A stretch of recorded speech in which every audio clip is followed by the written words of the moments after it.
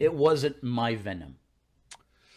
Right. His origin story was not the origin story that I know Right. and love. No, of course. Right. They had to adjust it for not using Spider-Man to break. Right.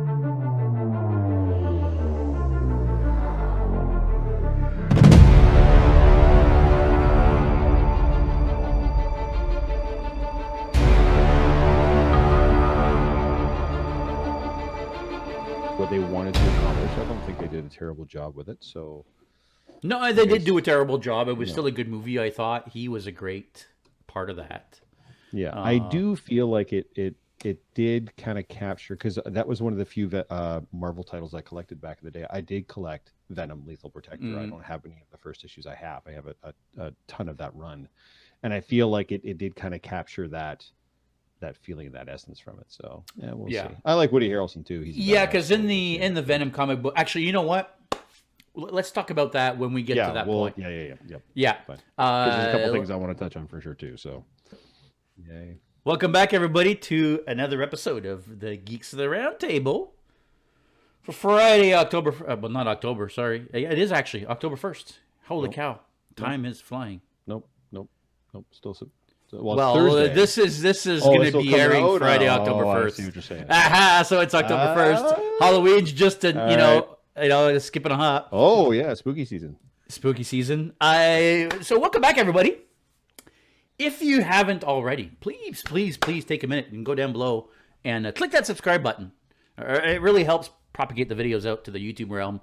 And as always, if you don't want to sit here and spend an hour, watching, these two, bearded mugs, you can always go and check us out on geeksoftheroundtable.podbean.com, the official podcast platform of the Geeks of the Roundtable, which actually brings us to our first subject. But before I get into that, how's it going, Jeff? It's going really, really well. One thing to note too, guys, if you do happen to find us on any of your, I happen to use Google Podcasts for my podcast. I was able to find our podcast on there, and I was able to turn on notifications. So I get a little notification on my phone every time a new episode gets uploaded and is ready to listen to on Google Podcasts. So if you use the same app or whatever your podcast app is, and if you've got us on there, throw on that notification, and that way you'll know exactly when to tune in and listen to these two geeks talk about geek and nerd stuff. I will say, if you're having a hard time finding us, hopefully that's going to get resolved very soon. But in the meantime, go to Podbean. It's a great little platform. The website looks kind of cheesy, but it actually, I'm able to track views and downloads and listen time. And, I'm able to actually, view the analytics if you're listening on Podbean versus on any of the other platforms. I don't know when people are listening on the other platforms. So if you can't find us, go to Podbean. How on brand you are today. This is nice. You got your Cosplay Alliance hat on. You got your Geeks & Co. shirt on. Yes, very, very nice. Very slick. Well done, sir. That's right. Hey, by the way, I've got some shirts coming for you, Jeff. You were saying, I really appreciate that. I'm trying some different designs. And actually, one of your shirts is kind of a mock-up for a new design that I want to put together. Now, a lot of people actually make snarky comments about, "Oh, you guys don't have any followers, and you've already got T-shirts and blah blah blah." I'm not making T-shirts to sell T-shirts. Right. I'm making T-shirts for us. It's not even that. It's a branding. It's never too early to start branding. So it's a branding exercise, exactly, for the Geeks & Co. The Winston logo. That's right. It's all a branding exercise. Because if this does eventually get popular, right, then it becomes a recognizable brand. Of course. And a recognizable brand isn't a brand you can monetize. We are not at that point yet, but if we don't start the branding exercise right away, then we've already missed the boat. So that's why the T-shirts, but I have a really, really good idea for some new designs on not just T-shirts, but long sleeve sweaters. And I'm going to tell you a little bit, maybe off camera. Yeah. Maybe after the fact. Yeah. But yours is kind of me trying out this design and see if it'll work. Yeah. But in any case, yes, you do have some swag coming your way. I dig swag. And yes, Cosplay Alliance, everybody. Make sure you go check out Cosplay Alliance on Instagram and on YouTube. They help us with this StreamYard platform that we use here to do our podcast. So without them, this is not possible. So make sure you go check them out. let's take a moment and shout out the new venture, the nonprofit, Heroes of Cosplay. Yes, Heroes of Cosplay, Cause CAUSC CAUSE, yes, Heroes of play. Cosplay. The website, not the website, sorry, the Instagram is now up. It is. This is going to be a little bit more of a local thing, I think, where we're going to be supporting local charities. Yep. We're going to be working with local kids. Cosplay Alliance, and we're all local, right? So Yes. we're all in the same area, or roughly. I mean, you're a little bit out of the way, but still. Not too bad. I'm only a couple hours away.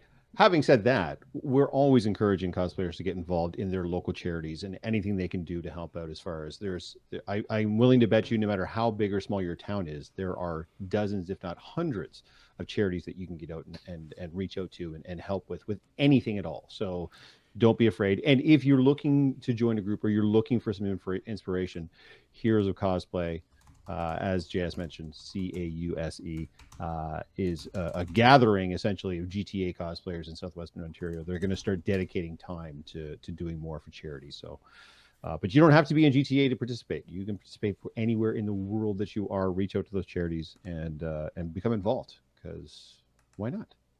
It's for a good cause. Well, that's the thing. It's for a good cause, right? There's also the I forget what it's called now.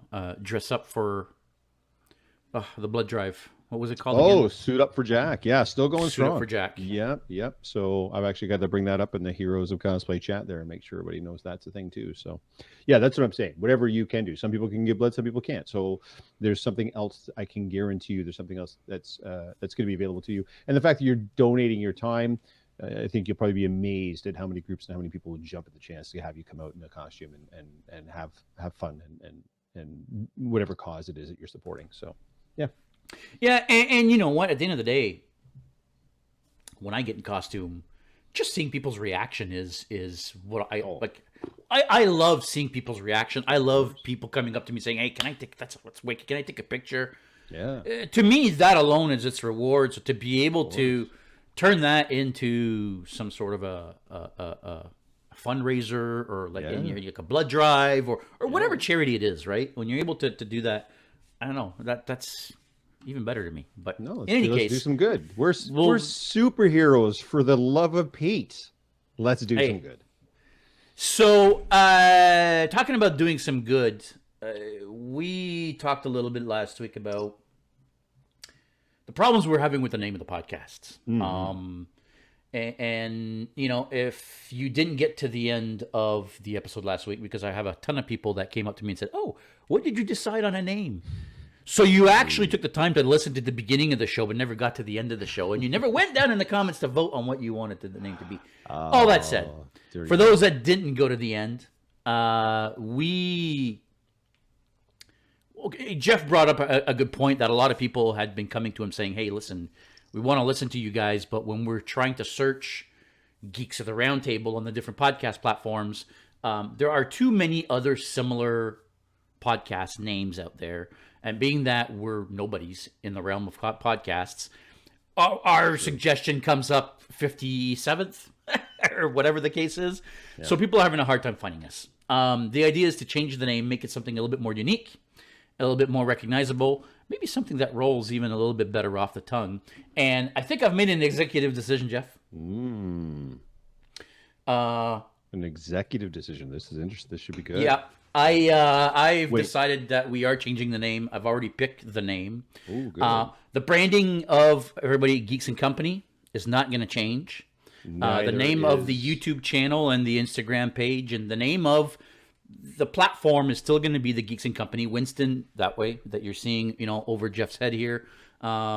He's staying. He's not going anywhere. He's also on my wall here. Winston's not going anywhere. Actually, he's over here as well. Boom. Ooh. There you go. Nice, little Winston on my sleeve here. Yes. But the podcasts, I am going to be changing the name to Geek Boutique. Ooh. I have heard a lot of people, when people ask me, "Oh, so what did you decide?" And I say, I'm thinking about Geek Boutique. Everybody's like, "Ooh, I like that." So thanks for the suggestion, Jeff. I really appreciate it. And I think that is what we're going to be going with. Let's do a handful of research first and make sure that it is relatively unique.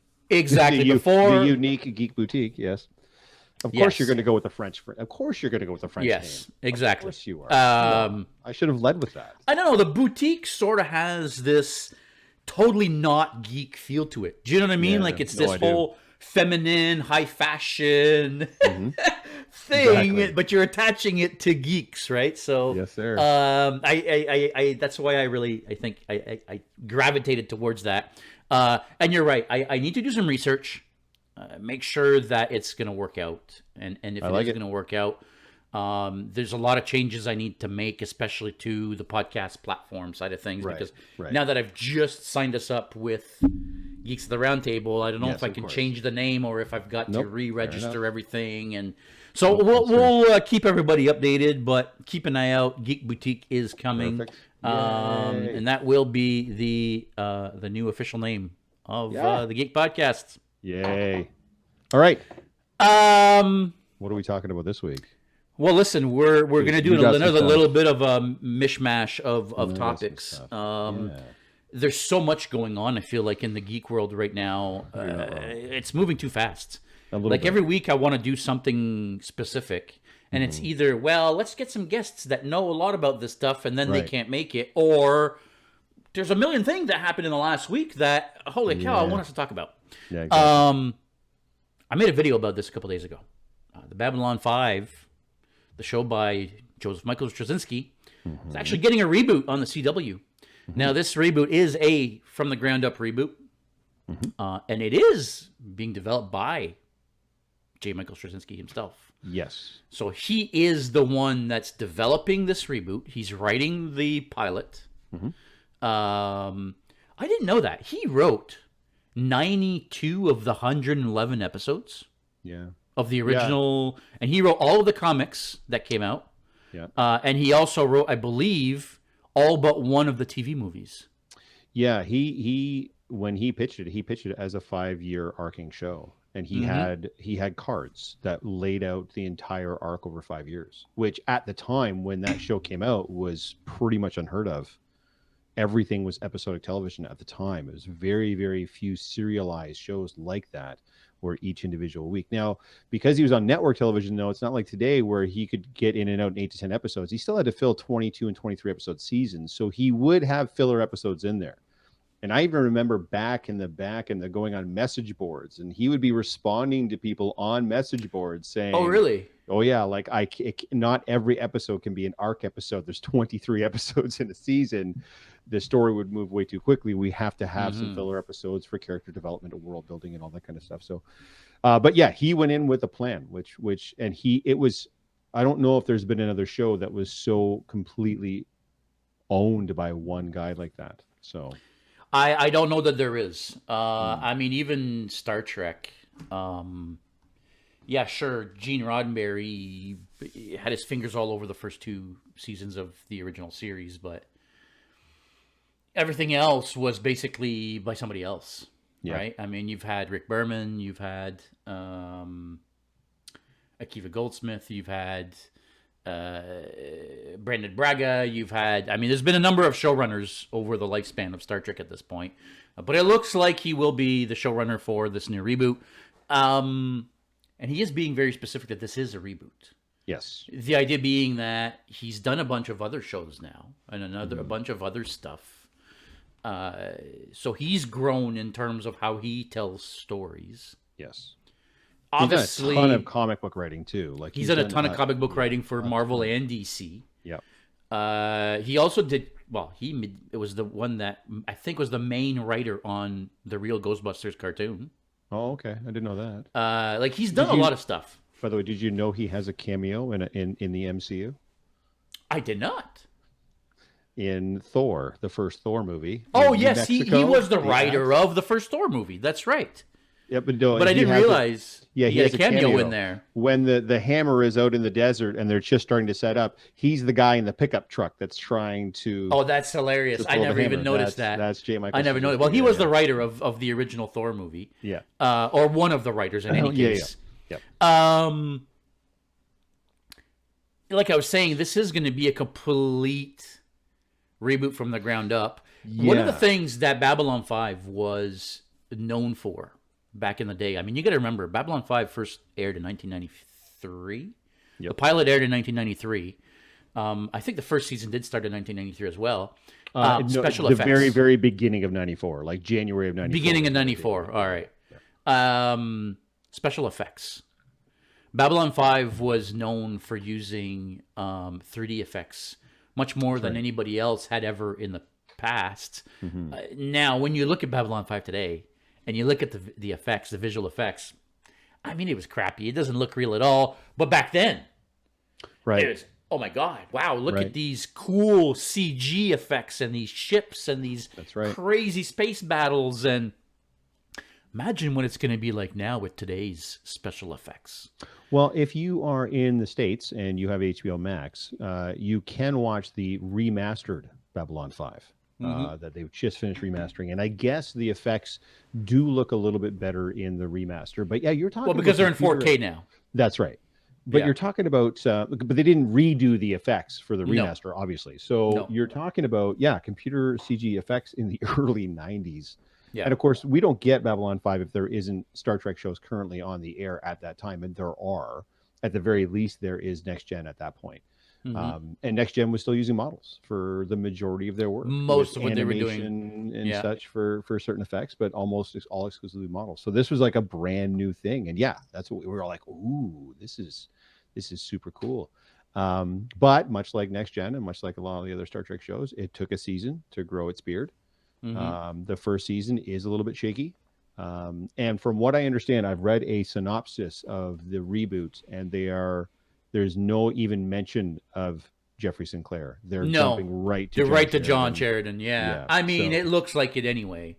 Yeah. I feel like his portrayal of Sinclair is what got him replaced on the show. And I know he came back in cameos and had a couple episodes further down the line, but I feel like the actor himself in the role of Sinclair just wasn't comfortable, I felt like. And the acting was so shaky that I feel that's why they brought in Bruce, I never know how to pronounce his name, Boxleitner? Boxleitner. There you go, Boxleitner. Boxleitner. A lot of people don't know. It has been discussed pretty openly, but the actor that played Jeffrey Sinclair, and I don't know why I'm blanking on his name right now. I'm gonna something O'Hare, Jeffrey O'Hare. What's his name? Babylon 5. Yeah.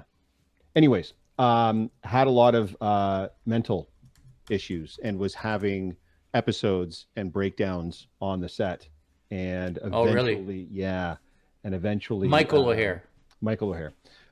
Eventually JS had to go to him and say, we have to look at some sort of a plan to get you the help that you need, because you keep having these episodes, like psychotic breaks, essentially. See, I didn't know that. Yeah. So a lot of, and if we get really into the weeds on this, if you go through the original cast of Babylon 5, and again, we're talking about a show that's less than 20 years old, there's more of them dead now than there are alive. There's so many of them have passed, including Michael O'Hare, Mira Furlan.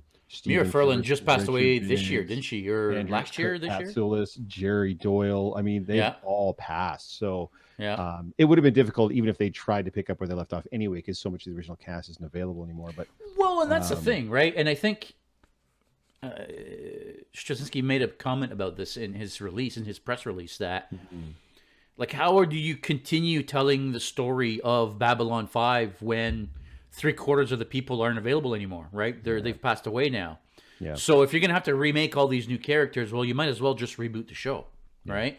Going back to what I was saying earlier, he's now, grown a lot. He's telling stories differently. Visual effects have improved.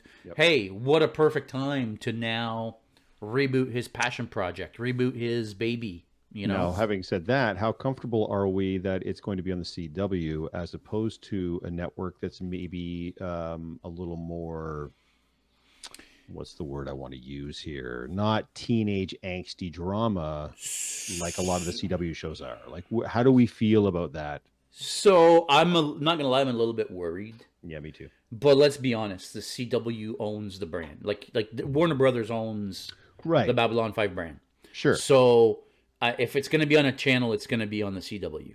Yeah. So why not I put it on a feel streaming like platform? Like, why not make it an HBO Max show, and that way you can basically do whatever you want I with don't it? know. Yeah, I don't know. That's a very, very good question. I'm not sure Hmm. why they're not going straight for the streaming service route. But you got to remember, in the U.S., the CW, which was previously the WB, Yeah, of the Warner course. Brothers Yeah. channel, Yeah, yeah. is a That free to air stupid channel, frog. Right. right? It's an over the air Right. free channel. You don't need a cable subscription. You just need an antenna on your rooftop. Hmm. Nowadays, an HD antenna. But if you have an HD antenna in the States, chances are you're Yeah. picking up the CW. So it's a free to Hmm. air show. Um, I don't know why that decision was made. Yeah. That's a very good question, and I'd be curious as to why they wouldn't do that. Yeah. But does it mean that we're still going to get another, 20 some odd episode season if it's going on a regular TV station? Because if you look at all the other CW shows, like whether it be The Flash, whether it be Superman and Lois, whether it be like all the DC property shows, they all have 20 plus episodes a season. That's right. That's right. So is that what we're getting again? I would assume so. I mean, that would be amazing. Yeah. That's a lot of Because shows. it is a lot of show. My only issue with that is that it dilutes the budget. Right. So if you're being given a, I don't know, $400 million budget, and you have to make 20 episodes versus 13, Yeah, well, of course. your Yeah. You're budget gonna per have- episode goes that's down. Right. That's right. Right? You're going to have a couple Uh, of key episodes that are big Right. extravaganzas, but then you're going to have a lot of filler episodes in there, just like the other CW shows that they've got there now, right? So, Now the flip side to that is when your season ends, you don't have to wait a full year for the next season to start. right, true. But I You're feel only like waiting a couple that's- months. Yeah, but that's how a lot of newer TV is being consumed now, right? Through the But streaming why do you think a platforms, lot of shorter shows don't get a seasons. second season? Yeah. I feel like people lose interest in shows because it's been so long that I've been waiting for season 2 of whatever show that I've even forgotten about it. Right? No, I that's think we had legit. this discussion a little bit Mhm. either before or after we were recording last week's episode. Yeah. I'm not sure that I'm a huge fan of this whole binge watching through a whole season of something. You get 13 episodes and you watch through them in a few weeks, and then you got to wait a year for the next season to come out. Oh, and then a pandemic happens, so it's another year. So now you've been waiting for 2 years. Wow. Or No one but- could predict but you a know what I mean, pandemic. right? No, I do know what you mean. I mean, it's it's not the same. We don't consume the same way for sure. I just don't know how I feel about going one way or the other. No, that's fair. I just hate having to wait. That's For all sure. it is. Yes. To answer your question though, I the CW. So hang on. So first off, I need to talk about Superman and Lois, or I think it's Okay. called Superman and Lois. Have you checked it out yet? I have not. I've heard good things, but You should. It's I'm in the weeds on freaking yeah, amazing. the CW DC shows. I was religiously into all of them as they came out. Was watching. I think what was there 4 of them at one point, like simultaneously. I like think there was Arrow, more than that at one Flash, point. Supergirl. I didn't get into. I did. No, I have never seen. I haven't seen a single second of Black Lightning, but I was watching the Flash, Arrow, Legends of Tomorrow, Legends. Supergirl. And then there was probably Black one I'm Lightning. missing. There I didn't see Black was Lightning. Batwoman.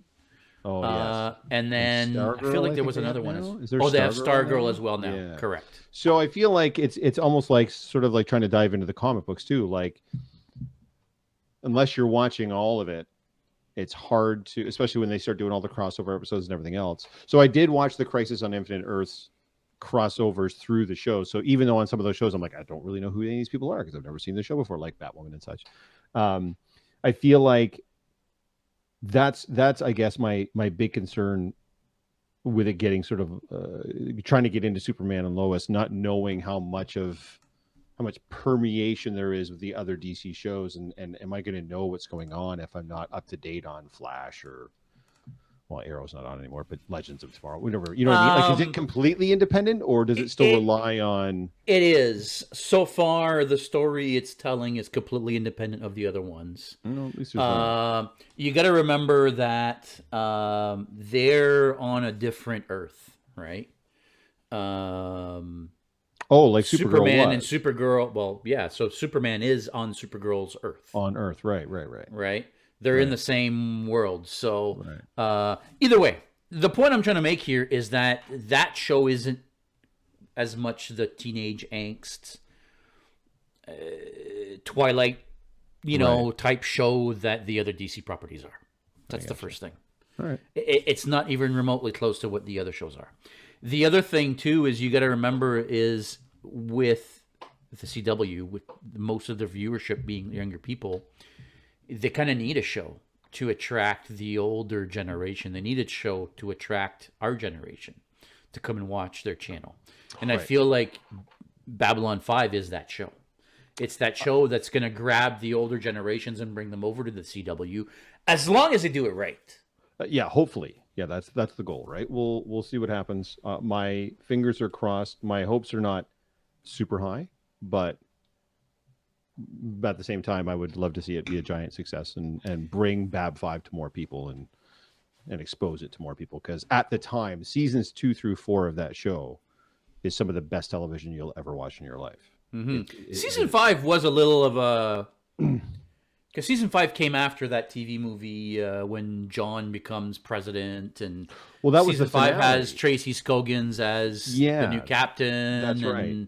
The problem is they thought they were being canceled after season 4, so they actually shot the series finale at the end of season 4, and they got picked up for season 5. So yeah, well, they got picked up for season 5 on TNT. Right. Yeah, that's what I'm saying though. But they'd already shot the series finale after season 4 because they thought they were done. So yeah, it's a really weird. But yeah, seasons 2 through 4, essentially the Shadow War. Yeah, it's just great television, and I could watch Andreas Katsoulis and Peter Jurasik just chew scenery for weeks on end. Those two guys as Jakar and Londo were so instrumental to me liking that show, to watch these two veteran actors just murder it on screen. Every single scene they were in, every line of dialogue. Oh, just chef's kiss to those two gentlemen, because I know Andreas Katsoulis has passed. Peter Jurassic's still alive. I actually met Peter Jurassic at Toronto Trek at the Royal Constellation way back in the day. I was in the dealer room selling computer software, if you can believe that, boxed computer software. This is how old your guy here is. And he actually came to the dealer room and was walking around the dealer room and came up to our table and was talking to us about computer software. And I was like, "You're actually in the dealer room?" He's like, "I could never have done this at like a con in the States. Like I would never be able to do this. You Canadians are so nice. I just wanted to come out and see you guys and talk to you guys." I'm like, "This is great. You're just wandering around the dealer room and you're one of the featured guests at this con. It's awesome." He was probably my favorite part of the show. Oh, he's so good. Jakar is... Sorry, you're talking about Peter Jurassic. Sorry. I am talking about I'm talking... yeah. Sorry. That's okay. Jakar, for me. Yeah, of course. The tortured soul, Andreas Katsoulis. Oh. He was my favorite part of the show. He was so good in that role. Oh, my God. He was amazing. He made the show for me. Yeah. He really did. But I don't think he's as good without Londo, though. I think the interplay and interaction between those two throughout the course of the series and how their relationship changes and everything else, with Mr. Morden and the shadows aiding Londo. And yeah, like I said, watching those two veteran actors just completely own everybody else on that show is just so good. For Peter Jurassic, for me, it was always his voice. Of course. Yeah, Mr. Garibaldi. Yeah, it's his voice. Great. Oh yes, Mr. Garibaldi. That was like the quote. Yeah. How are you gonna feel if we get a pilot and they look different? Oh, I think I'm okay. If the Centauri look different, and that's fine. Yeah, because again, they are calling it a reboot, not a remake. So it's a complete from the ground up. That's reboot. What I'm saying. So I'm not expecting the same story beats. I'm not expecting all the same things. I'm expecting a lot of nods to the original story, so that fans like you and I will still get something out of it. But it has to be new and fresh enough that it's going to draw in new people. So if they look different, I have zero problem with that whatsoever. As long as there's a couple little wink, wink, nudge, nudge. Let's be fair. I'm going to be happy if the Vorlons get updated, because the Vorlons were kind of disappointing to look at. So so that's where I was going to go in with that is who are you most looking forward to seeing the design updated? And for me, it's got to be the Vorlons. It's 100% the Vorlons. Yeah, I can't wait to see what they do with the and the Shadow, Because let's be honest, there was that one story arc where we see a shadow come to Babylon 5 in a suit. Right. Yes. And it's a Vorlon-ish suit, but different. But they would kind of appear with Morden too, when he would like be talking to them off screen, and then you would kind of see them phase in and out and stuff. They just look like giant black spiders because, like we talked about, the CG at the time was but yeah, for sure. And I'm trying to remember, did we ever see the Vorlons outside of the suit? Oh, of course. That's when we've seen the shadow outside. John is falling in Babylon 5. The elevator's rigged to blow, and he jumps at the elevator and he's falling down, and Kosh is below, and Kosh gets out of his suit and grabs flies him. up and flies up and saves him, brings him down, and he looks like he looks like an angel. But he looks they've got like tentacles, don't they? No. He looks like an angel to each individual race that's viewing him. So if a human's looking at him, he looks like a human angel. If the Minbari's looking at him, he looks like a Minbari angel. So he looks like his appearance is based on the perception of the being looking at him. That's how much the Vorlons messed with the whole galaxy throughout time. That's also because they were telepathic, right? Right, but I think the point was you couldn't see them in their natural form where it would drive you mad or whatever. So you never actually see a Vorlon. You just see whatever your brain can handle, which is in this case an angel, essentially. So anyways, yes, I'm looking forward to it. I hope it's good. Fingers crossed. We'll keep faith in J. Michael Straczynski, and hopefully we can get there. Can we take a second and shift gears a bit and talk about What If? Oh yes, that was my next point on my list actually. Yeah, because so we're one episode to the finale. Right. There's one and left. They're doing exactly what I didn't want them to do. Yeah. What Marvel just can't seem to help themselves from doing is they're linking up all the stories. Yeah, too much. One big finale. Because now, if you haven't watched everything, I'm afraid you're going to get to specifically Doctor Strange and the Multiverse of Madness because they're going to bring in evil Strange. I know he's not evil, but he's also not good anymore. But the What If Strange, they're going to bring him in. That's part of the Multiverse of Madness. And the people that won't have seen What If, won't know what's going on. They won't know what's going on, right? They'll just think, oh, evil Doctor Strange. Well, he's not evil, but anyway, yeah. I'm just afraid that the multiverse is just going to come the new Marvel Deus Ex Machina. You know what I mean? Like anything can sort of be resolved because we have the multiverse now. Like time travel was already bad enough in Endgame, but now you're introducing a multiverse as well. So it's not even just previous versions, time versions of a character, but now you're going to get all these different multiverse. And I just wanted these stories to just be standalone, cool stories. What if this happened? What would be the result? Cool, that's all I need. But now you're gonna dry them all, link them all up, and now they're all gonna face. What are we calling him, by the way? What are we calling Ultron now? What are we gonna call him? Well, he's still Ultron. Well, I know, but he's like so much. He's got Vision's body. He's got the Infinity Stone. Spoiler alert! He's got the Infinity Stones. Like, so I don't know. Yeah, Ultron. Yeah. I mean, he's still technically Ultron. No, for sure. The one thing about What If. The old What If comic books, I was never a fan of the What If comic books when the Watcher got involved. When the What If comics went from being one shots to actually being a storyline throughout the different What If comics is when I kind of disconnected. Right. I don't want that. It was like, I don't want to follow another storyline. I want to have one shots of, hey, what if this and what if that? And that's what I wanted out of What If. Yep. And I'm worried that with what they're doing now, they're kind of going the same route. Obviously now, 100%. Just so that everybody understands. Spoiler alert, everybody! Episodes 7, 8, and 9 are 3 episodes of the same story. Right. So the story essentially starts at the end of episode 7. But even callbacks to, like you're saying with the Strange was in episode like 3 or 2 or whatever it was, and now he's back. Yeah, no. Okay, so here's my thing. Now, the whole multiverse concept was started with... I'm trying to make heads or tails of what I'm seeing and trying to process how I feel about all this. Because you just watched these, yeah? I just watched these today. Yeah. So let's go back through a little bit of a history of what's happened here. So first off, for those who haven't seen Loki, again, for the next 20 minutes of the conversation, if you don't want to have anything spoiled from the MCU, you better just go away. Yeah, time to go. Yep. We'll see you next week. Thanks for watching, folks. Make sure you click the subscribe. Bye. And now, Loki. So Loki ends with Sylvie, really, because it wasn't even Loki, it was Sylvie that killed the one who remains. And by killing the one who remains, she basically cracked the egg. Right. And caused the multiverse. Yes. Then you get to What If. Now, there is no Watcher without the multiverse. Let's be honest. Right. You can't do a What If series unless the multiverse exists. And so you have to explain the multiverse being there before What If can happen. Right. What If happens, again, spoiler warning, everybody. Ultron figures out somehow, and I don't understand how that's even possible because he's not even a living being. So how he could feel the presence of the Watcher, I don't understand. But regardless, Ultron somehow feels the presence of the Watcher and then breaks into the Watcher's realm. Right. And now has access to all of the multiverse. So not only does he destroy his universe, so to recap the show, in this universe, in this What If, Ultron wins.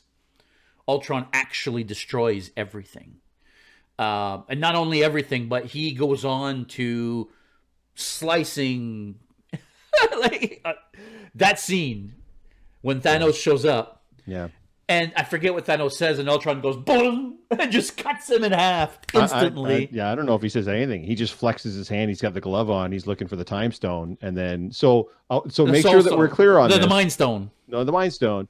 Thanos is wearing 5/6 of the Infinity Gauntlet at the time, and Ultron somehow boom, with the Mind Stone perfectly balanced. Perfectly balanced as all things should be.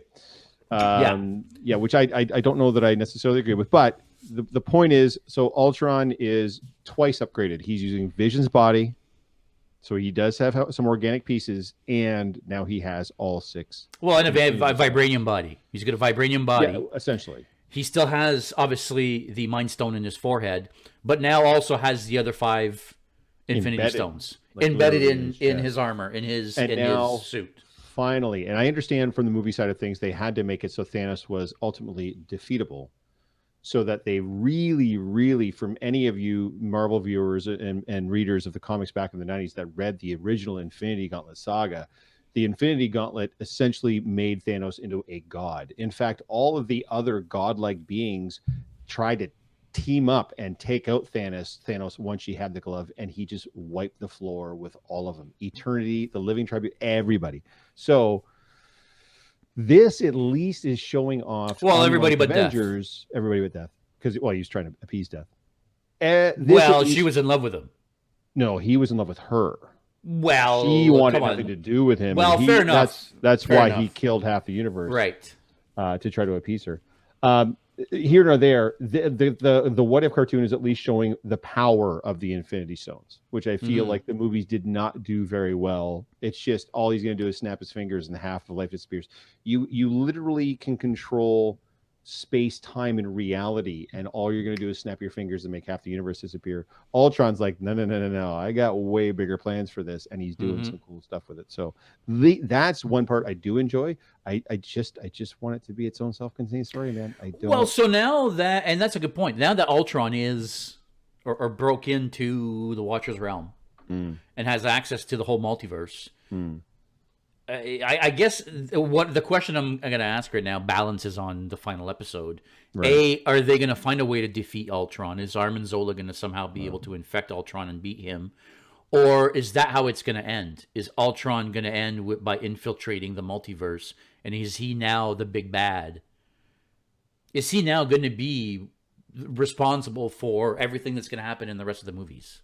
Because let's be honest here. Now we've got Spider-Man, right? Spider-Man No Way Home. We already know in that trailer that Strange breaks the multiverse, and somehow starts bringing people from other universes into ours. You've got the Doctor Strange Multiverse of Madness movie coming that also is going to include Scarlet Witch. We know she's already messing with multiverse shit on her side. Sorry. And I want to save the other piece that's cool after, but my rebuttal to you is what I said to you. I don't know if it was last week or 2 weeks ago. The Marvel movies are made for the general public consumption, not for geeks and nerds like you and I. I think it would confuse audiences too much if all of a sudden Ultron was back. Well, I In agree. whatever form and whatever way, even if you had some bit of exposition in the film to try to explain it, you can't rely on people having watched the cartoon or the previous movies. I You agree. have to make a movie that is appealing to anybody, even if they've never seen a single minute of MCU Marvel movies. So I can't imagine they're going to bring Ultron in. I think the final episode is you're going to get a team up of the characters that survived the Marvel zombies. You're going to get Captain Carter. You're going to get evil Doctor Strange. You're going to get all these multiversal characters that you normally wouldn't see, and they're going to team up and they're somehow going to defeat Infinitron or whatever Ultron. I don't know, Megatron. Who knows? Whatever they're going to call him, they've got to. It's got to be contained within just that what if universe. It's a primer. I agree. It's a primer for the multiverse. I agree with you on that. I just don't know if what you're going to see on this is going to be impactful on the greater MCU as a whole. I agree, but I will still put money that we see What If Strange in Multiverse of Madness. That would be cool. That would be cool because he looks pretty badass. I'm not going to lie. Yeah, I have a feeling we're going to see What If Strange in Multiverse of Madness.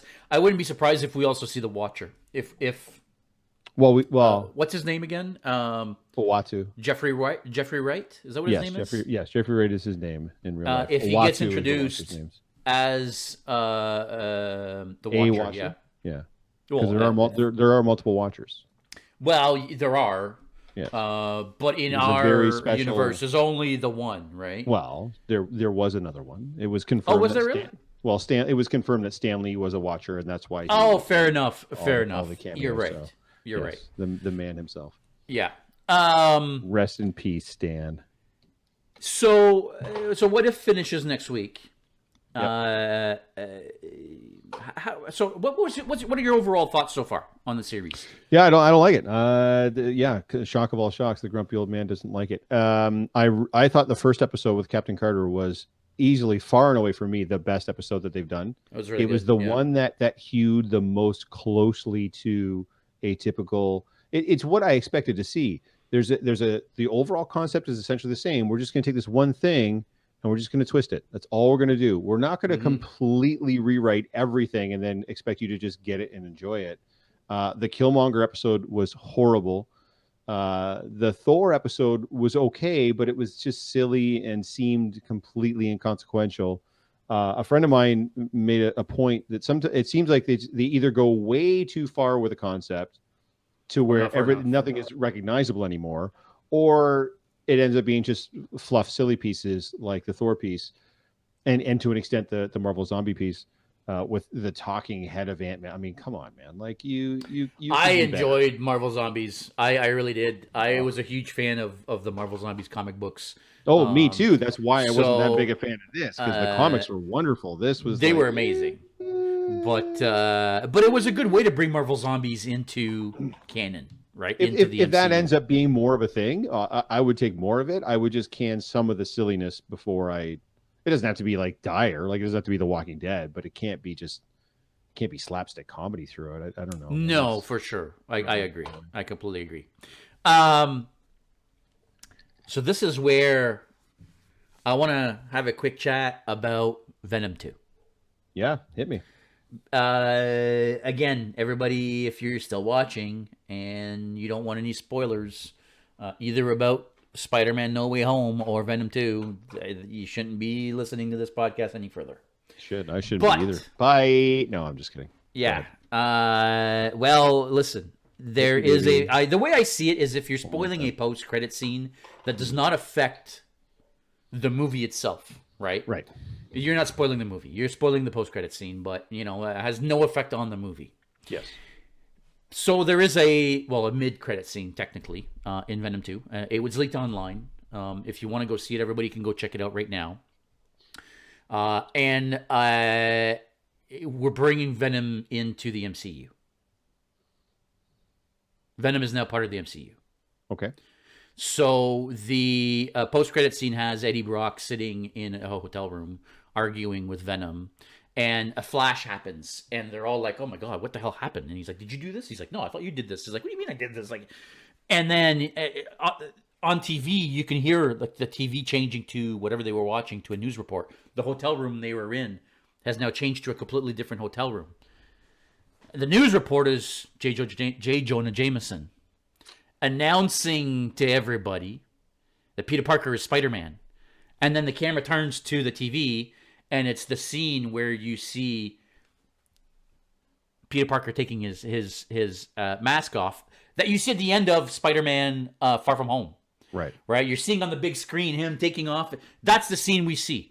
And then Venom sees it and instantly turns into Venom and starts licking the screen. Ooh, I like this guy.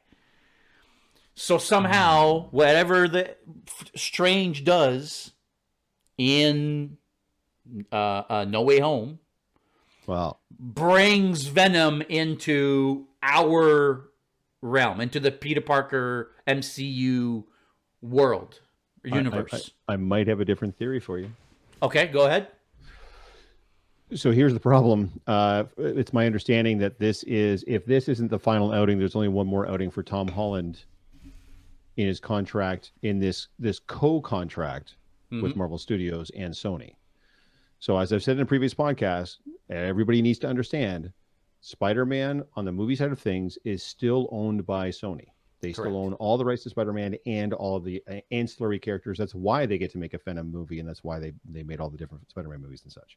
And then we can bring in Doc Ock and everything else. So from what I understand and from what I've read, and from Tom Holland himself, he said, once the contract ends with Marvel, they're going to keep making Spider-Man films. Mm-hmm. With Tom Holland as Spider-Man.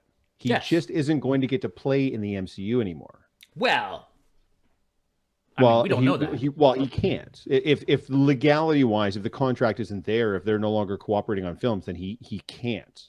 No. I agree with that. That's what I I mean. completely Yeah. agree with that. So There's nothing that's going to stop Marvel between now and then signing a new contract with. No, true. But if it doesn't, or if they know that it's not going to happen, it may very well be that you're seeing the opposite of what you think you're seeing. You're not seeing Venom entering the MCU. You're seeing Spider-Man, the Tom Holland Spider-Man, entering Venom's world. Because moving forward, yes, right? You have to have those two meet. You can't have those franchises under essentially the same umbrella and not have them meet somehow. I think you have to do that. They can't do that while Spider-Man is still tied to the MCU. They can only do that because I don't know how they get Venom into the MCU without a whole new set of contract talks, because that's not part of the greater MCU. Okay, so what do they do? How does that work? Well, the same way that it's working with, for example, Vulture. And, so the way the contract works right now is that Kevin Feige and the MCU writing team, right, the creative team, they are the ones that are putting in place the story for Spider-Man. The movie's still being made by Sony, okay? Right. They're still paying for the production of these movies. They are still publishing these movies, so that's why when you're watching Spider-Man Far From Home, or Spider-Man, what was the first one again? Homecoming, you still see the Sony logo at the beginning of the movie. Because those movies, even though part of the MCU, and even though Happy is in those movies, and so on and so forth, Iron Man being in, was he in the second one or the first one? I forget now. I think both. he is in the first one. Both. No, he's dead in the second one. No, He's dead by the second one, when the second one comes around. Right. So he's in the first one. Then. So even though those Marvel characters are in the movie, they are technically Sony movies. Correct. Yes, Sony still owns. So Venom is going to be in that Sony. You know what? I'm going to say it right now. Venom's going to be in No Way Home. Venom will be in Spider-Man No Way Home, along with the Green Goblin from the Raimi era, as well as Doc Ock, which we've already seen in a trailer from the Raimi era. We're apparently also getting Jamie Foxx coming back as Electro from the second trilogy, the Amazing Spider-Man trilogy. Now, are we getting into Spider-Man 3 territory, though? Are we getting too much? Are we trying to pack too much into... No, we're getting into Sinister Six. No, we're doing a Sinister Six story with multiverse villains, is what we're doing. Yeah. So Venom would just be part of the Sinister Six, even though he's not originally part of the That Sinister I don't know. Six. Is he going to be part of the Sinister Six, or is he just going to have some sort of a cameo within the movie? Is he going to show up and basically trash the Sinister Six because he wants Spider-Man? Right. who knows? Who knows where that's going to go? Should Who be knows where that's interesting. going to go? But I have a feeling that now they've bridged the gap. Right. Now they've bridged the gap with that end credit scene, and they are now a thing. Venom Alright. is finally going to meet with Spider-Man. They're now in the same universe, whether it's the MCU or they've changed the name of the Sony Spider-Man universe. That's correct, yeah. It's called now the. I think it's literally called the Sony Marvel Universe or something along those lines. They No, it shortened used to be called. Yeah, it used to be called the Spunk or Sony whatever it Marvel. Sony Marvel Characters Universe or something to that effect. Mm-hmm. I think now it's just called the Sony Spider-Man universe, or Yeah, something like that. anyway. Yeah. So Venom's finally going to meet Spider-Man. A little bit disappointed that Venom doesn't actually, or the symbiote doesn't meet Spider-Man before meeting Eddie, but it's still going to happen. I really, really, really hope that whether it's Venom 3 or Spider-Man 4, that the symbiote leaves Eddie for And Peter. latches on to Peter. And latches on to Peter. And that's why Eddie is so angry with Peter and so wanting to kill Peter. And because throughout all of this, Eddie is constantly, no, you're not eating people. Yeah. You cannot eat people. That's right. In all the trailers we see for Venom 2, he has signs on the wall, no eating people, with a circle and a line across it. Yeah. But when it's going to come to Peter, though, oh yeah, we're going to eat Peter Parker. So I think that's what's going to happen. Venom, the symbiote's going to leave Venom somehow for Peter. Yep. And that's what's going to that's how we're getting a whole new, I think. Yeah. It'll snowball from there, for sure. It'll snowball from there. Yeah, exactly. Yep. Yeah. Fingers crossed. Yeah, I'm looking forward to Venom anyway. I was mentioning to you before we started recording. I enjoyed the first film for exactly what it was, just a popcorn, fun action comic book movie. Like that's all I wanted out of it. It wasn't as formulaic as some of the Marvel films. It wasn't as dark as some of the DC films. It found its kind of niche in between there. And if they keep up with that style of film, I couldn't be any happier to throw my money at them. The next movie though for me in theaters is definitely going to be No Time to Die, the final outing of Daniel Craig as James Bond, Mm-hmm. and then after that is Dune. Like those, They've for set a me, new release date for that, haven't they? for No Time to Die. Yeah, that's coming Yeah, out I think it's very, gonna very be like- shortly. Yeah, it's that and then Dune. I know No Time to Die is out first, and then Dune's out after that. So No Yeah, No Time to though, Die. It looks like it's coming out next week. Yeah, a year and a half after it was initially supposed to release, literally right before the pandemic Yeah. started shutting things down. They Well, same they with moved it Dune. out. So yeah, but I mean, Dune at least is a more of a spectacle film, and Dune is out. It's been released internationally for close to a month now. It's already hit. Oh, has it really? Oh, I didn't realize that. Yeah, and it's hit. Well, I haven't seen any reviews or different anybody surface. talk Yeah. about it. Check out Rotten Tomatoes. I think it is certified fresh. I don't remember what the rating is. Last time I looked at it, I think it was like 86 or something like that. But Mm-hmm. yeah, I mean, Dune. Are you kidding me? The book was transformative for me as a teenager, and now I even enjoyed the earlier film for what it is. But this looks like, and Villeneuve just can't do anything wrong. You know, What I really liked about the trailer, and I'm not saying this is what the movie's going to be like, but what I really like about the trailer is that the scenes that they show you in the trailer are all plucked right from the first movie. They're showing you exact word for word updated scenes from the original movie right. in a new. Yeah. You for know, sure. now I'm not saying that this movie is going to be what the Lion King live action did, Right. where you're line for line remaking the movie, but just with new effects and new characters. I don't think No. that's what we're getting. I don't think so either. But I love that they did that for the trailer. When I watched the trailer, my friggin' heart stopped at one point when he puts his hand in the box. I was like, "Oh my god!" Yeah. Like, exact But scenes again, from. beat for beat from the book as well. So you can tell Villeneuve really is a fan of the source material. So and this is part one. By the way, this is only the front half of the book. The book reads like it's very similar to Heart of Darkness. If you ever read Heart of Darkness, which is what No. Apocalypse Now is based on. Heart of Darkness is like 170 pages, but it is the thickest 170 pages you will ever read in your life. It is very, very dense, very layered, and Dune is the same way. It's not that long a book per se, but it is such a there's so many things happening. There's so many layers to Dune. And from what I understand, the movie does take some time to set all that up, and that a lot of that's going to pay off in the second film, assuming that the second film gets greenlit.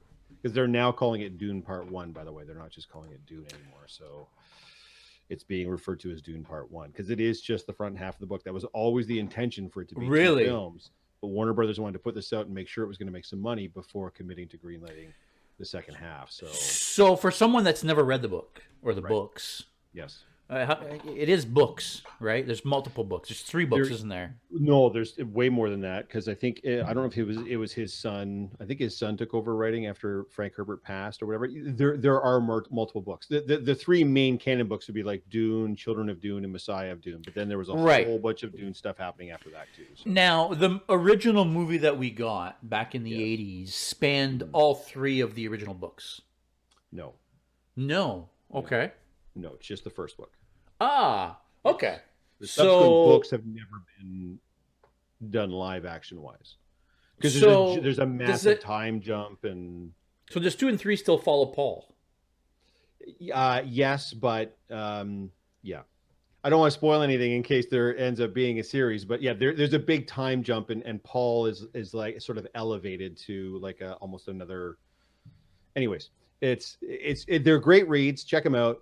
But the original book, especially Dune itself, it can be a challenging read if you're not used to that. It is you're not getting an MCU movie here, kids. I'm telling you right now, if that's what you're expecting going into it, that's not what you're going to get. It's not going to be formulaic. It's not going to be all laid out. The second trailer did a really good job of boiling down really the core thing, the core theme: House Harkonnen versus House Atreides for control of the spice. That's at its basic, but there's so many things going on, wheels within wheels. Oh. Yeah, I feel there's a lot of background explanation to Dune itself and the spice and et cetera, that they just like very quickly mention in passing in the intro of the movie. Yes. That never really registers when you're watching it and you don't really understand. Right. But when I was a kid, I would play the Dune video game. Did you ever play the Dune video game? Yeah, sure I did. And that really went much deeper into the thematics of Dune itself and the spice and the worms, the effects of the spice, why. Like, that's the other thing too, right? I'm sure they explain it in the movie, but not having seen it for so many years now, why is the spice so important? It's the key to interstellar travel, and it only exists on that planet. And that I know, it's only on Dune, or the actual name of the planet is Arrakis. Arrakis. Yeah, it's only on Arrakis, and you can't have interstellar travel without it. Right. Which commerce and trade and just getting from here to there, you have to have the spice. It only has that planet. So he who controls Arrakis controls the spice. He who controls the spice controls the galaxy. So that's why. And it's a giant setup and a backstab and like I said, there's a lot of layers to it. So I'm hoping the first one does well enough that we'll get a second one. I want to flash back a little bit with No Time to Die. Are you a Bond guy? Are you a Bond fan? Yeah. So who's your guy? Who's your not in the past, because we could argue about that all day, but this is officially Daniel Craig's final outing as Bond. It is official. They are not looking to replace him yet until the beginning of next year. They want to give Craig his time in the sun, and I don't blame them. I think that's very respectful. That's great. Who's your new guy? Or maybe you got one or two guys in mind. Who's the guy to replace him? Who's the new Bond? This is gonna sound like a silly answer, probably because so many people have talked about it. But ever since people have started talking about it, I can't get it out of my head. Idris Elba. Now, I don't know what it is, but I think he's got that swagger to really be a proper Bond.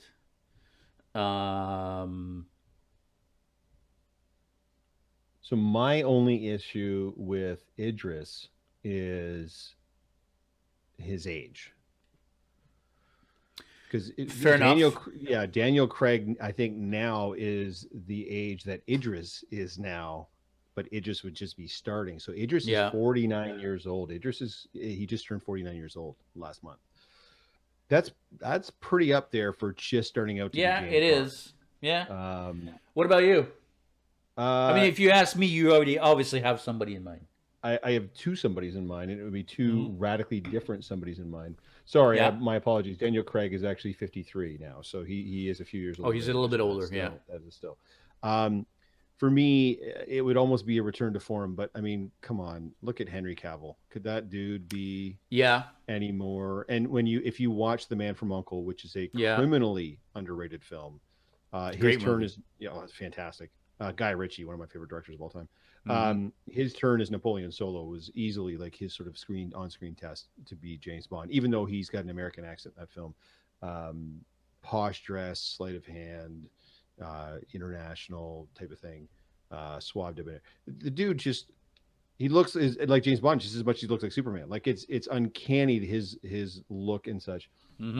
My other pick, believe it or not, would actually be Tom Hiddleston, even though he's so irrevocably tied into that Loki role now, and it would be hard to drag him out of it and see him in that. I think he has enough of the suave, the debonair, the gravitas. I think he could pull off maybe not a hard and gritty Bond like Craig did and like Cavill could do, but more getting back to maybe not quite as campy as Roger Moore, but more of a Pierce Brosnan, more of a tongue-in-cheek Bond that's a little bit more fun, a little bit more lighthearted. So it kind of depends for me on which direction they go. Do they keep like the Bourne Bond like they got with Craig, or do they try to make it a little bit more lighthearted like they had with Brosnan and Moore and such? Well, I think you hit the nail on the head there. Is it really depends on what are they going to be going for with the next Bond? Mhm. Are they going to try to keep that grit, that more grounded type?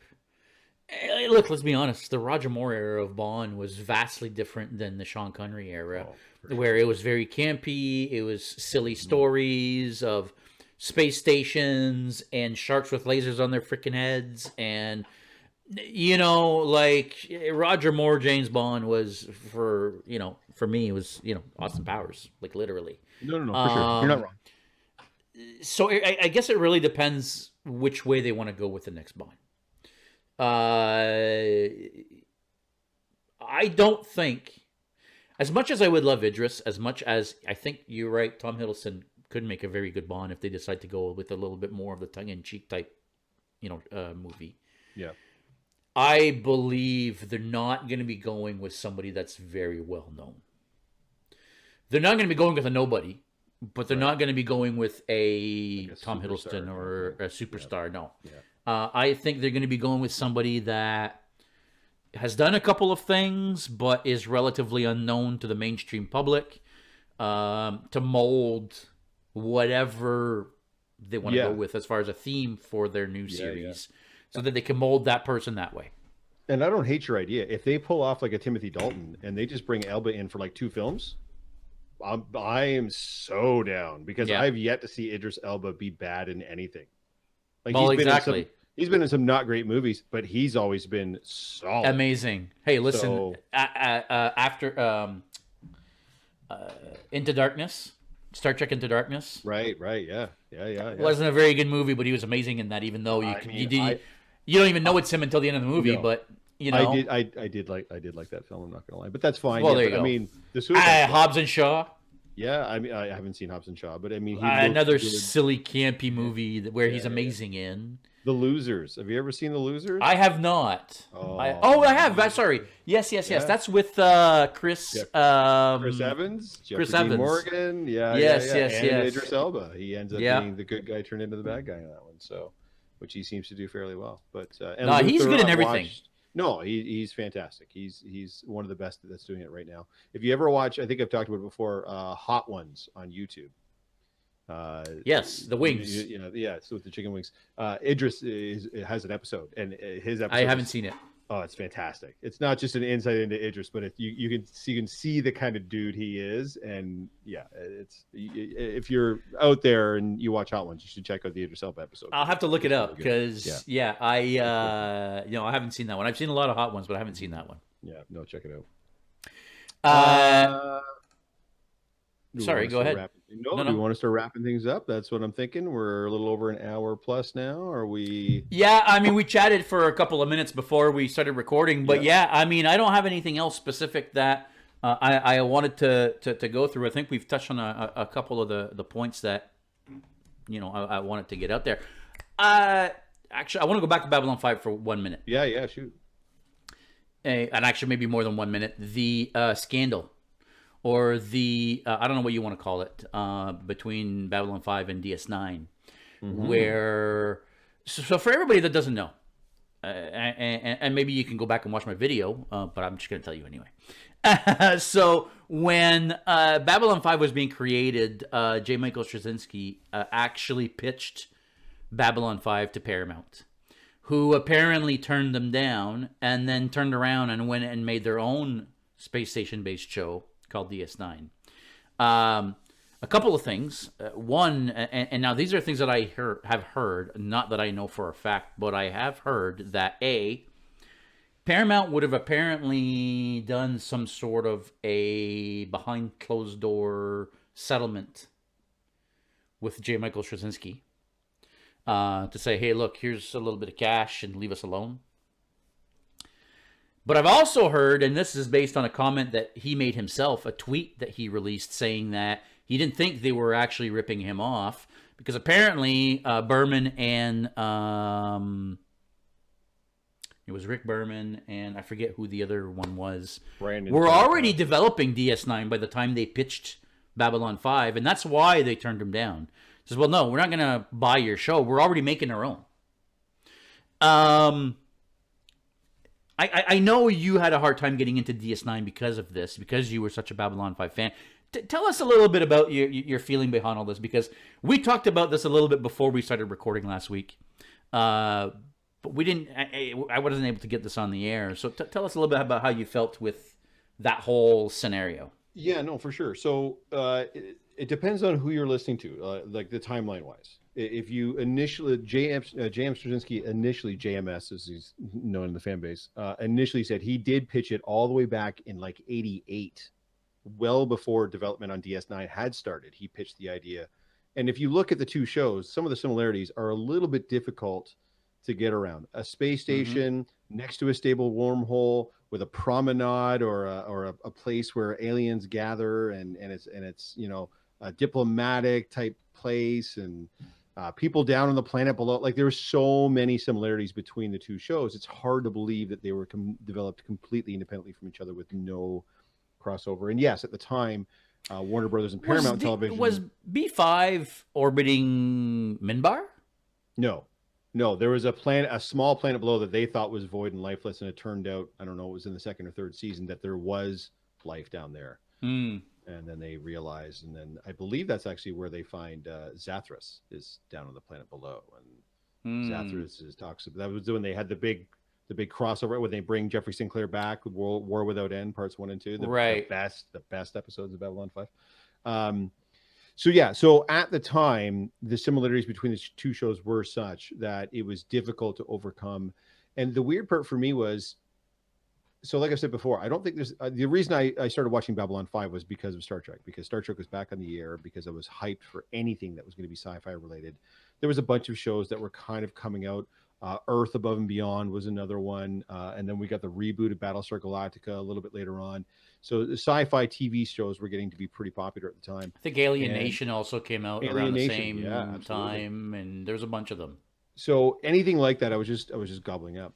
But it felt like to me, like for me, Star Trek was always more about the trek than about the star. And trek means a journey. You're going somewhere. So when they initially Yeah. talked about the concept of Deep Space Nine, I was like, but they're not going anywhere. It's a station. Like they're just, and they didn't even have a ship until like whatever season the Defiant like Three, finally I got think. there, whatever it was. Yeah.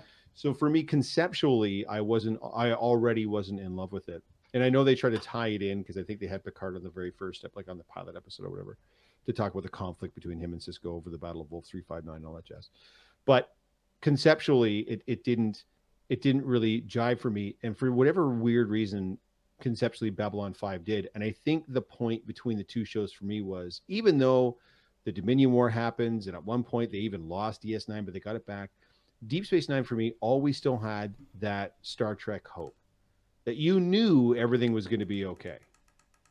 Even though they did end up having an arc, and even though some bad stuff happened, you still kind of knew stuff was going to work out because it's Star Trek, and that's what Star Trek is. At its quintessential core, things are going to be okay. Babylon 5 conceptually was similar to Deep Space Nine, but it seemed like every single episode, the whole damn thing could just fall apart at any moment. So Well, and that it was did a lot, right? absolutely. Yeah. So that for me was why I thought it was more compelling. Yeah, the Shadow War was awesome when the Vorlons come in and the Minbari and all of the different machinations that start happening with that.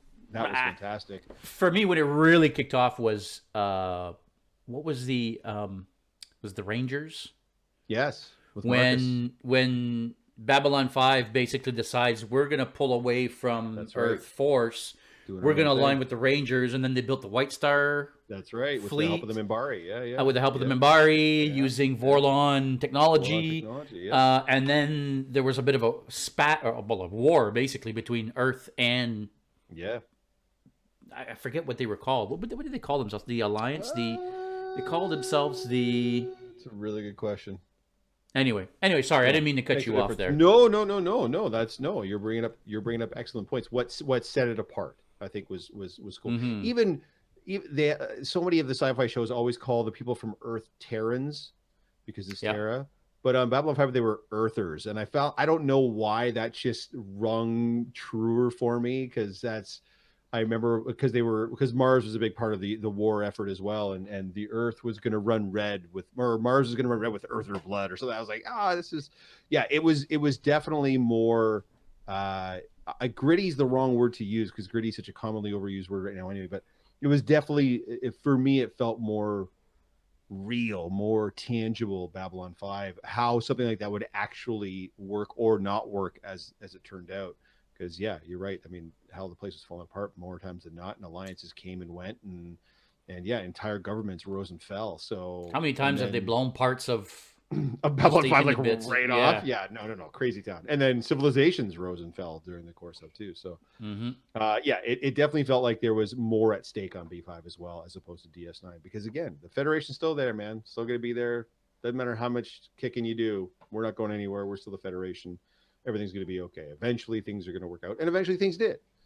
And there was a nice little happy ending they put a little bow on. And that's not what happened on Babylon 5. And so I really hope that they keep that style of storytelling. I really hope that the whole thematic of the first ones still stays true. Right. Yes. Without the whole thematic of whether they call them Vorlons and Shadows or whether they call them anything else or whatever the designs are, that thematic of ancient beings that influence the development of other species on different worlds, culminating into a massive war. The core of that, I feel, has to stay there. If the core of that is not there, to me, it's not going to be Babylon 5. Nope, I agree. So it'll be too interesting to see how he tweaks it to make it a new thing. But yeah, those core values have to be there. Yep, I agree. Do you think that... Okay, so a couple weeks ago, we spoke about how many Star Trek shows are going to be on the air now, right? Mm-hmm. So you've got Discovery, Picard. You've got Strange New Worlds coming. You've got Lower Decks. There's another cartoon. I forget what the other cartoon's called now. Prodigy. So 5 completely different Star Trek properties are going to be running at the same time. Do you think that's why we're now getting a Babylon 5 reboot? Do you think the CW is looking at what Paramount is doing on Paramount Plus and saying, hey, why aren't we doing the same thing? Hey, buddy, how about you write us a pilot for a reboot of your show? Maybe. It's an IP that's been sitting around for almost 20 years, languishing and doing nothing, and it has its core fans, and it has 5 years of mythology, along with some telemovies, and then a failed follow-up show, Crusade. That was a silly show. Yeah, it wasn't great. It had potential to be great, but it wasn't great. So I like the idea of building a destroyer out of the White Star fleet. Yeah. Out of the White Star technology, right? Yeah. They took the White Star and then they made it into a destroyer. Yeah. That was a great idea. Yeah. But the rest of the concept of them going into deep space and then it wasn't Babylon 5 anymore. No, exactly. So, maybe. But then that led to my earlier question is if that's what they're going to do, why not put it on a streaming platform? Why throw it on network television? That's the part. So it's don't almost know. the inverse, right? Like will you get Paramount Plus so that you can watch these streaming shows? Right? That's the lure. The lure is not the other way around. No. Well, that's what and that's I think why. But you that's understand why. what I'm saying. Right. But I think you've answered the question right there. Yeah. They're aiming that show at the generation that will not go and pay for another streaming service to watch that one show. Right. Do you know what I mean? Like, they're going after us, the people that used to watch it 20 years ago or 23 years or whatever it was. We're not, like, I have too many streaming services already that I'm trying to get rid of. I'm not going to go buy another one. No, hang on, though. But like I said, this is owned by Warner Television. Warner Television owns HBO Max. So it's not like it's a brand new service like Paramount Plus is a brand new service strictly for a vehicle for this.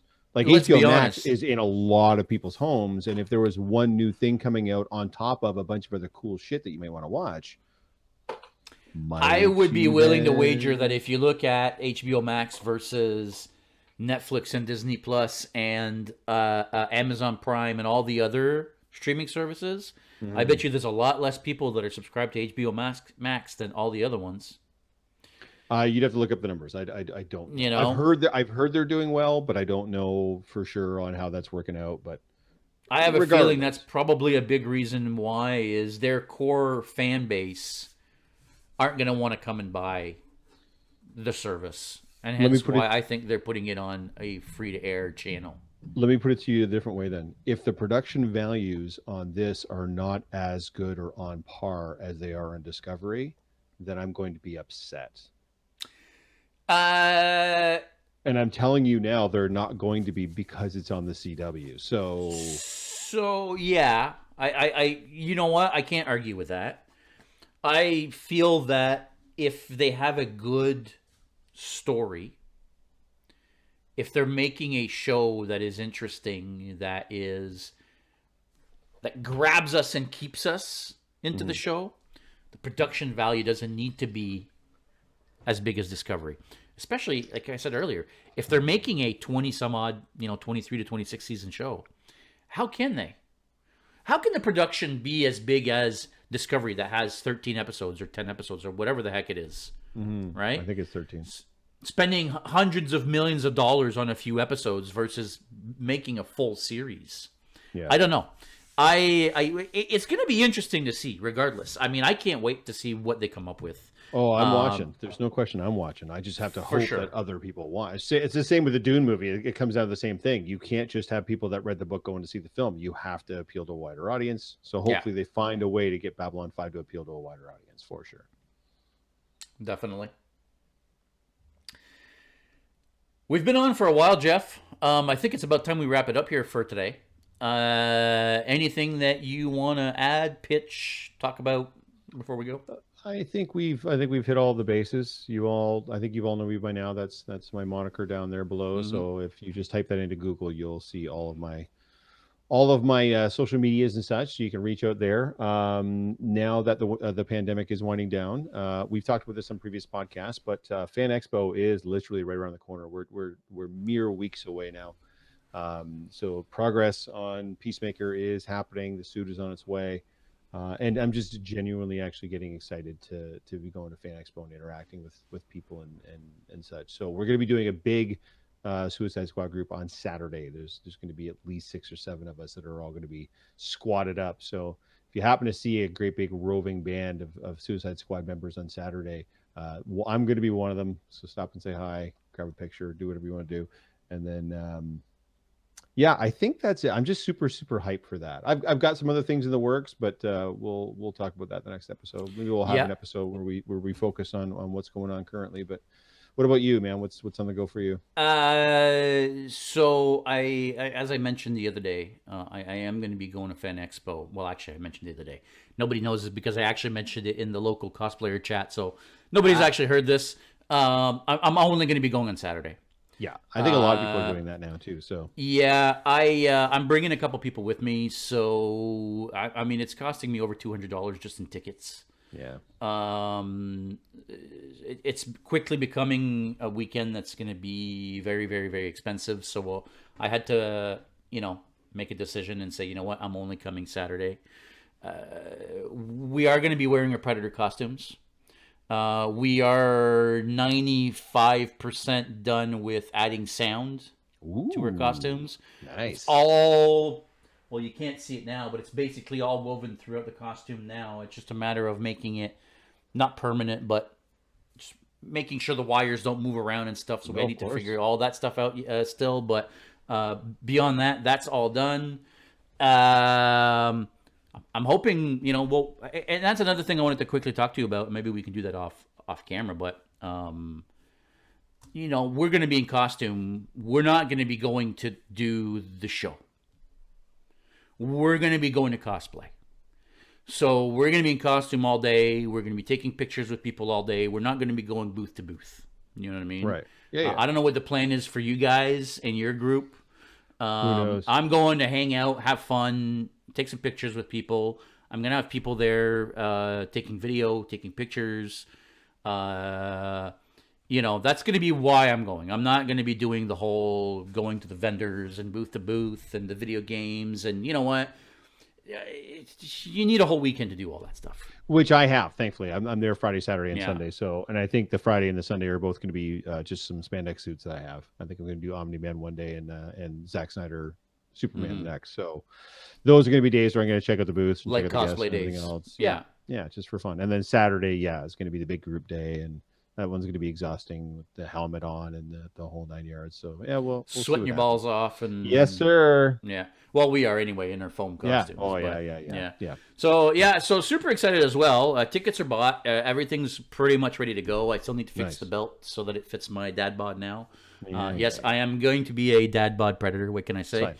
If we can have a dad bod Boba Fett, we can have a dad bod Predator. There you go. There you go. But beyond that, I mean, I'm not working on any other projects as of right now because I need that done. Yeah, of course. I need to finish this. Yeah. The cable stuff is done. I'm just waiting perfect. for him to pick it up. Nice. What else is going on? I mean, I try to make as many videos as I can per week. I mean, I don't want to just blast videos out every day, but at the same time, I want to keep a constant roll of 2-3 content. videos a week, man. content, For sure. making sure people come back and watch. I don't know if anybody's still even listening to us here, but if they are, thank you very much. Again, make sure Absolutely. you go subscribe below. Really appreciate it. Really helps us Full out. show. Any interaction you have with our page, whether you're clicking the like button, whether you're subscribing, leaving comments, it helps the algorithm. It propagates us through, like I said, the YouTube realm. So yeah, please, take a minute, go below, let us know what you think's going to happen with Babylon 5, with Venom, Geeks and right here, Geeks and Co. on Instagram right here. And that's about it for me. I'm really focusing on Fan Expo right now. Yeah, The same. channel, trying to get things off the ground, and I mean, I already know what my next projects are. They're fairly large projects, but one of them is a surprise for somebody, so I don't want to talk about it. No, that's okay. Yeah. Yeah. Surprises are good. He's not working. My buddy Rob. I'm going to be doing something for my buddy Rob. Yeah, no, good. Awesome. That's awesome. Yeah. He's been helping me out a lot, especially when it comes to electronics and stuff. And he's a big Aliens fan. Yeah. So I want to make him a nice xenomorph bust of some sort that he can either put on his wall or on a shelf. Or I'm trying to figure out which model to go with to 3D print for him and do something cool that he can actually display. Hey, Rob, surprise. If you actually made it all the way to this part of the video, coming to you shortly. There you go. Perfect.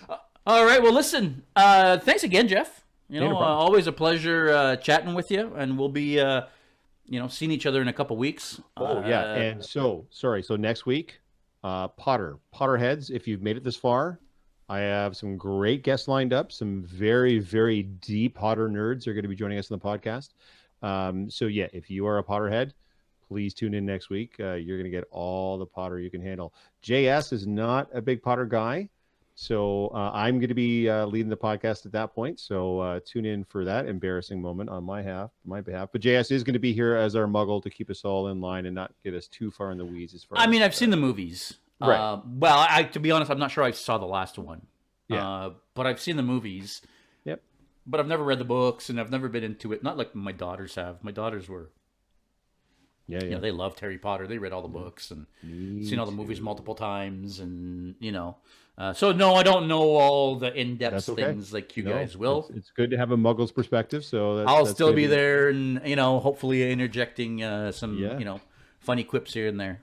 Yep. But otherwise, yeah, join us next week if you're into Potter. We're going to be talking all things Harry Potter. So excellent. Till then, stay geeky, everybody. We'll see you next week. See you guys.